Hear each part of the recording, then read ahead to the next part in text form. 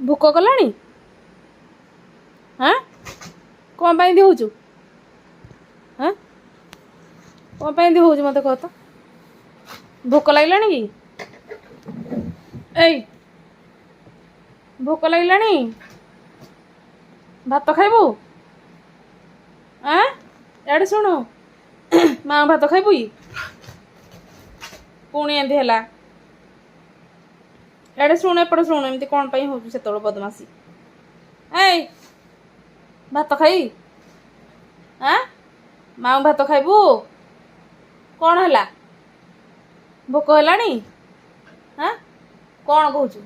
ଆଡ଼େ ଶୁଣ କ'ଣ କହୁଛୁ? ସିଆଡ଼େ ଗଲା ପୁଣି ଝରକା ପାଖକୁ। ଇଆଡ଼େ ଶୁଣ କ'ଣ ହେଲା ମୋତେ କହୁନୁ ଟିକେ। ଡୁବୁ